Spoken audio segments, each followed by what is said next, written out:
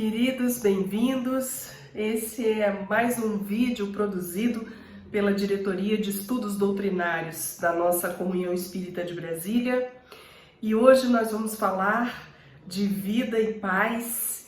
E é claro que precisamos nos valer dos ensinamentos do nosso mestre, do nosso guia Jesus, por meio dos seus evangelhos, por meio dos ensinos que o Evangelho segundo o Espiritismo e a nossa doutrina espírita nos trazem. Queridos, e nós vamos começar pela reflexão fundamental, importante, que deve estar sempre nos visitando, que é a reflexão sobre o que vem a ser a caridade e como devemos vivenciar a caridade no nosso dia a dia.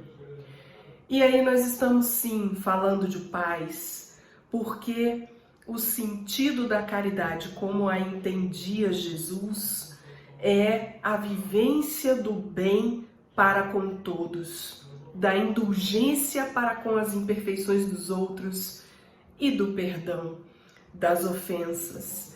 Na questão 886 do Livro dos Espíritos, nós vamos encontrar o nosso querido professor Kardec formulando essa questão, a espiritualidade e a resposta que apresentamos aqui. O bem para com todos, indulgência para com as imperfeições dos outros e o perdão das ofensas. Então é por aí que nós vamos começar a encontrar esse caminho da paz em nós, nesses tempos de transição planetária, nesses tempos que o mundo vive, que o nosso país vive, todos nós no nosso dia a dia, no enfrentamento, dessa pandemia e a importância de nós nos valermos dos conhecimentos da doutrina para nos fortalecermos, para compreendermos o sentido maior dessa que é uma expressão fundamental para nós, que é uma diretriz existencial, que é a prática da caridade, queridos. Observaram que na resposta da espiritualidade a Kardec, o bem para com todos, a benevolência para com todos, nós encontramos uma diretriz muito importante nessa expressão que é simples, né? O bem para com todos, benevolência. Benevolência para com todos significa que nós devemos buscar em nós o exercício constante da compreensão do outro, da tolerância com o outro. E isso vai, claro, nos trazer a paz que tanto buscamos. Muitas vezes buscamos a paz na realização e na satisfação dos conflitos familiares imediatos, das realizações profissionais, dos conflitos profissionais solucionados, dos desafios que enxergamos em curtíssimo prazo, todos eles equacionados, e faltamos com a valorização, com a atenção a esse ensinamento sublime sobre o que vem a ser a caridade e como devemos compreender esse bem para com todos. E aí, meus queridos, é que nós vamos encontrar essa expressão tão simples, o bem para com todos, com muita luz e muito saber para compartilhar conosco.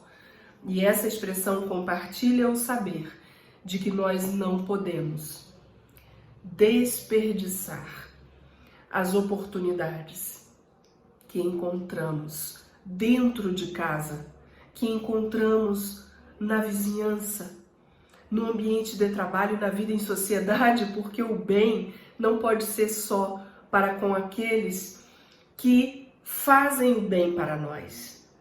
O bem não pode ser só para aqueles que atenderam a um pedido nosso, que concordam com as nossas ideias, que têm o mesmo pensamento que nós. Não. O bem é para todos. E esse bem ele é alimento fundamental a cada um de nós. Mas o que é mesmo o bem? Como devemos interpretar essa expressão? Qual é o significado dela, né? São 3 letrinhas, o bem.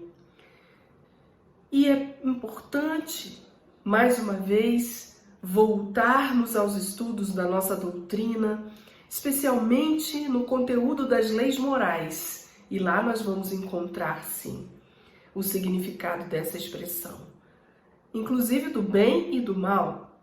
O bem é tudo aquilo que está de acordo com as leis divinas. E aí nós vamos refletir sobre o entendimento, a compreensão das leis divinas, das leis fundamentais e primeiras para as nossas existências, para a vida que vivemos hoje, queridos. E as leis divinas, elas podem ser resumidas em uma expressão fundamental também, ensinada, transmitida, registrada por Jesus para contribuir com o nosso progresso. Não faça ao outro aquilo que não gostaria que te fosse feito. Ainda que nós não possamos estudar todos os conteúdos que a vivência humana nos proporciona por meio das doutrinas, das religiões, das filosofias, ainda que tenhamos dificuldade para compreender os conteúdos que estamos orientados a conhecer e a refletir sobre eles, a estudar sobre eles, se nos detivermos nesta máxima, não faça ao outro aquilo que não gostaria que te fosse feito, nós já estaremos em grandes passos ao encontro com a nossa tão almejada e necessária paz, queridos. E é muito importante que utilizemos mais uma vez os ensinos dos conteúdos das obras básicas da doutrina espírita, especialmente o Evangelho segundo o Espiritismo e o Livro dos Espíritos, porque nós vamos nos encontrar com o entendimento do que vem a ser um homem de bem, nós vivenciando o bem. E aí nós encontramos um conjunto de virtudes que inclui a ponderação, a atenção ao outro, a constante verificação se estamos ou não agindo corretamente dentro das leis humanas, dentro das leis divinas, se fizemos ao outro tudo o que poderíamos ter feito, que estava realmente ao nosso alcance. E tantas outras virtudes que vão nos chamar a atenção e a reflexão sobre a luz da nossa consciência. Será que somos homens de bem, homens e mulheres de bem? E ao término desse conjunto de virtudes, que inclui a benevolência, a paciência, a indulgência, a resignação, a cooperação, a fraternidade e tantas outras características que distinguem um homem de bem, nós vamos encontrar a dissertação do professor Kardec no Evangelho segundo o Espiritismo a nos dizer que esta lista, que este resumo sobre o homem de bem não encerra as características daquele que é compreendido como um ser empenhado no cumprimento das leis divinas, ou seja, na prática do bem. Este não é o conjunto de virtudes, e aí a gente se assusta e, nossa, ainda tem mais, e muito mais virtudes. E aí, queridos, a paz encontrada no sentido sublime dos ensinamentos de Jesus nesta passagem do homem de bem, porque nós vamos também encontrar a instrução fundamental que nos diz que aquele que se esforça por viver estas virtudes, então guardem essa expressão, aquele que se esforça por viver as virtudes que caracterizam o homem de bem, já se encontra no caminho para o encontro, para a compreensão de todas as demais virtudes. E aí, mais uma vez, o encontro com a nossa paz. Paz que envolve, que abriga a nossa consciência, repositório moral das leis divinas, queridos. E o convite que Jesus nos faz nesta passagem explicativa sobre o homem de bem no seu Evangelho, o convite é para que nos esforcemos. É possível que nós nos encontremos com situações difíceis para nós ainda, e aí não sejamos capazes de perdoar plenamente e imediatamente.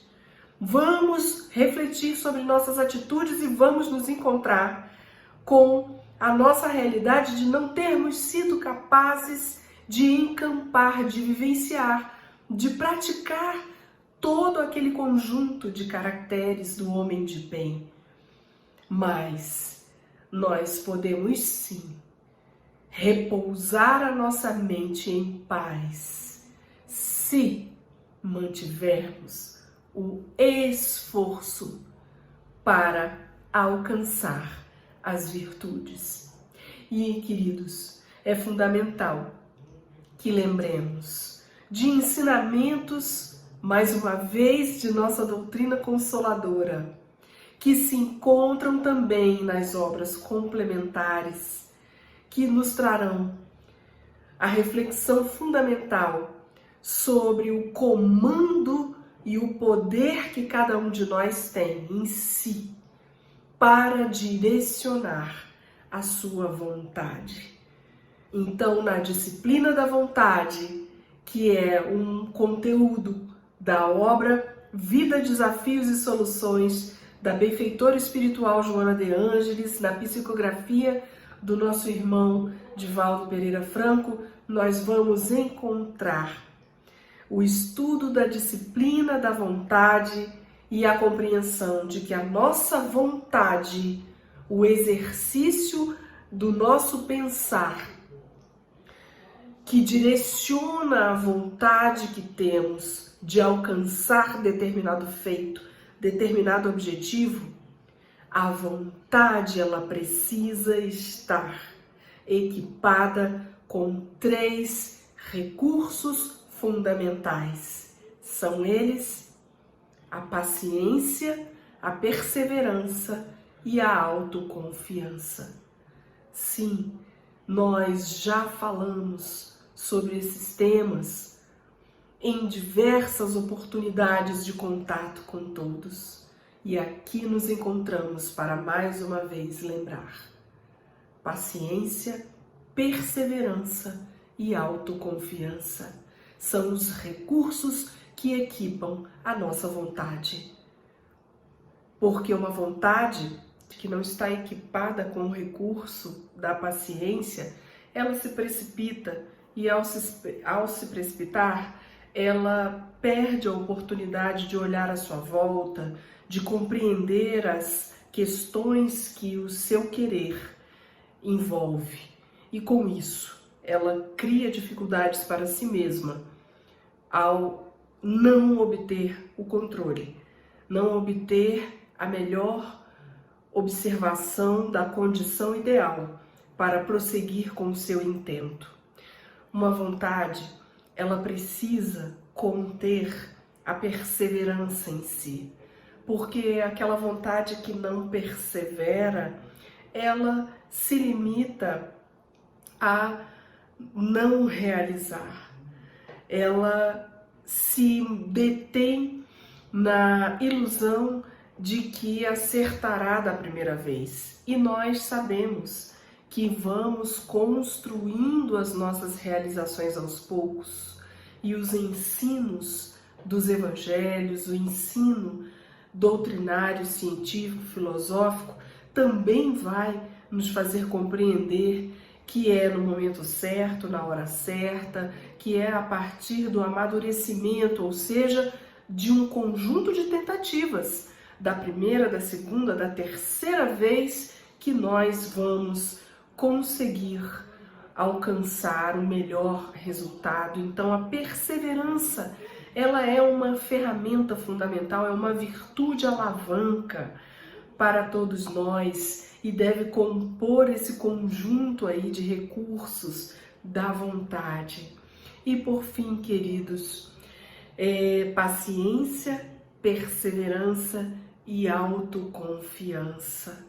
Porque se nós não acreditarmos em nós mesmos, no nosso potencial, na nossa capacidade de realizar, na nossa capacidade de aprender com os erros, de reconstruir os saberes em nós, na nossa capacidade de nos relacionarmos com todas as partes que são afetadas e que afetam o nosso desejo, o nosso querer, os nossos objetivos, se nós não tivermos confiança em nós, quem terá?